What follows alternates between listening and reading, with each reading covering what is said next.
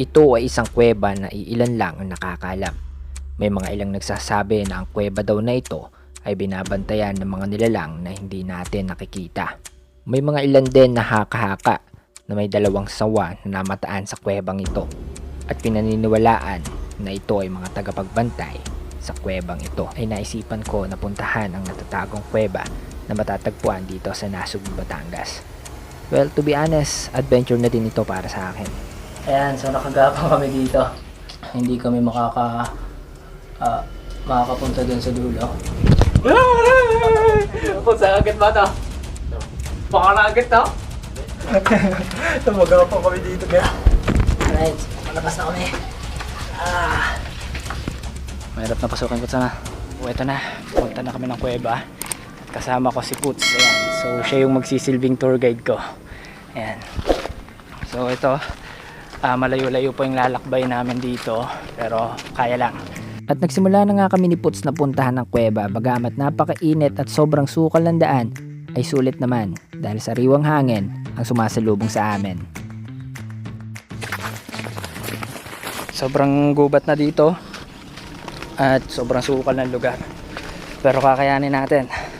Right, para mapuntahan natin yung Mystery Cave. Ilang ahunin, ilang lusungin at ilang ilog ang dinaanan namin ni Puts para marating ang natatagong kuweba ng Nasugbu, Batangas.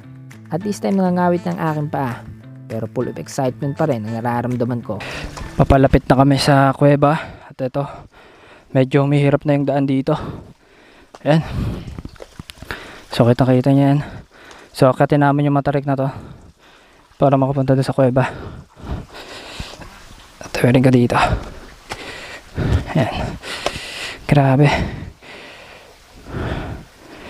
Yung daan dito. Ano yun, Pots? Unggoy? Alright, so may unggoy daw. Saktong-sakto makakita tayo dito ng mga unggoy. Dinig yun, yung mga sigawan na yan. So unggoy daw yun. Habang papalapit na ng papalapit sa natatagong kuweba, ay lalo nang umi-intense ang mga nangyayari. Sa labas ng kuwebang ito ay mapapansin na parang pader lamang ito at hindi korting kuweba. Maraming baging at mapapansin ang katandaan ng lugar. Yan, napakadilim. At para makapasok dito, kailangan gagapang talaga kami dito. Alright, so hindi pwede dito nakatayo. So ganito yung itsura niya kapag walang ilaw. Tapos pag may ilaw, ganire. Ayan. So napakakitid. Pero sa loob naman daw niya na yan, medyo malawak na. Okay, so tingnan natin, pasukan natin to. Alright, so ito na. Okay, so tingin-tingin lang tayo, baka may mga hype dito sa loob. Alright, so natabi po. Alright, so kita nyo dito. Grabe, nakakamangha. At habang pinapasok nga namin ang kuwebang ito, kailangan namin magdoble ingat dahil posibleng may mga ahas dito o mga hayop na pwedeng makasakit sa amin. Ayan, so nakagapang kami dito. And nakaupo kami dito. Pero mamaya sa may parting doon, pagapang na kami. So kailangan namin gumapang kasi hindi kami makakapunta doon sa dulo kung hindi kami gagapang. Tabi po. So yan, may mga kabag dito, paniki. At this time ay nakakita ako ng mga kabag o paniki. At ang tanong sa aking isipan ay kung nangagat ba ito? Sobrang dilim sa loob ng kuwebang ito. At higit sa lahat ay napakainit at nagulat kami sa mga sumunod na nangyari. So dito, sobrang dito talaga dito.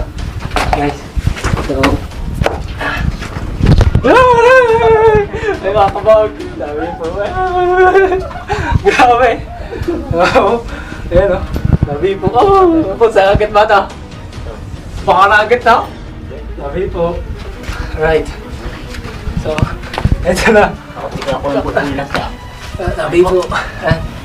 Ayan, kita-kita nyo yung mga dito. Ang daming kabag. So, panike. Ayan. Grabe. Magapang kami dito. Kailangan namin gumapang dahil napakakitid na ng dinaraanan namin. Nandun na si Put sa dulo. So ako, naiwan ako dito. Hirap na. Alright, malabas na kami. Sabi po. Alright. Wala na ito nakagapang kami dito. Nakita niya yun yung pinunta namin. O pinasukan namin. Hanggang sa narating na namin ang dulo ng kuwebang ito. At sa dulo ng kuwebang ito ay may mas maliit pa na butas. Pero sabi ni Pots ay delikado na daw sa part na yon. Dahil posibleng maraming ahas ang nag-aabang sa amin doon. Kaya nag-decide ako na hanggang dito na lang kami. Ayan, kita nyo. Pero hindi na namin kayang pasukan to. Kasi ito sobrang dilim na nila. So maraming nag-ano dyan. Baka yung mga sawa na dyan. Pero kita nyo dito. May mga may tubig pa rin dito sa kuweba. Maganda ng kuwebang ito. Dapat na pasyalan talaga. Puts, ano masabi mo? Pagod na. Pagod na daw. Alright, so ito. Yung tingnan. Kita nyan. Dahil kabag. Makikita nyo talaga yung katandaan na lugar.